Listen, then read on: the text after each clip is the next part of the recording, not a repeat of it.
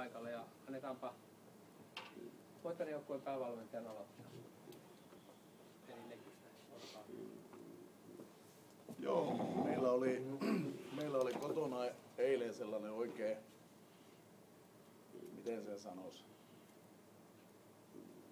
purettiin kaikki lataus siellä Jokipoikia vastaan, erittäin hyvä peli. Vähän oli mielessä peikko, kun lähdettiin tänne, että onnistuiko kaikki vähän liian hyvin eilettäin ja tiedetään, että D-tiimi on hyvä joukkue. Ja erittäin hyvä pelihän tää oli, kova vauhtinen, että kyllähän se meidän jaloissa vähän näkyy se eilinen rypistys, mutta pystyttiin taistelemaan taas kerran täys 60 minuuttia, että kiitos joukkueelle siitä. Pysyttiin suunnitelmassa, niin ne vaan maalit tulee sieltä, kun ammutaan maalia kohti ja mennään niihin ripareihin. Ja meidän erikoistilanteet tänään meidän alivoima taas toimi erittäin hyvin. Ja maalivahti Pätsi, joka on pienen poissaolon jälkeen palannut. Että siitä tuli ihan sellainen hyvä kokonaisuus tänä päivänä.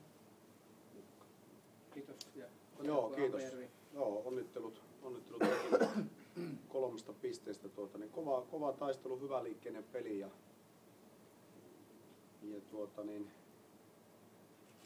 meillä oli hyvä energia mun mielestä 60 minuuttia tässä pelissä että en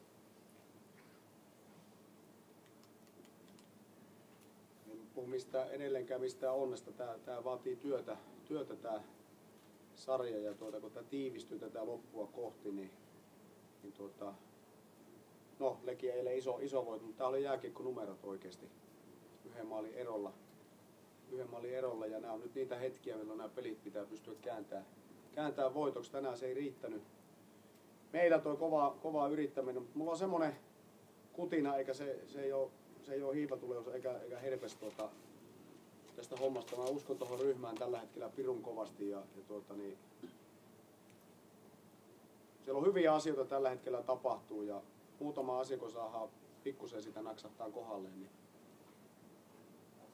uskon, että niitä maalejakin alkaa tulemaan ja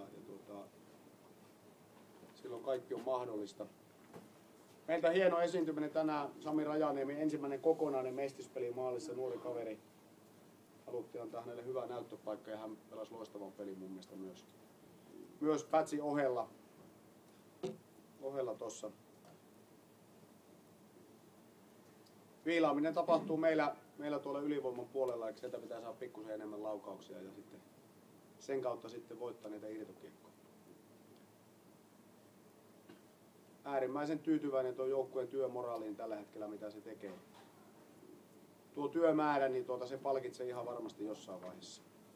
Ei muuta. Kiitos. Kiitos ja kysymyksiä.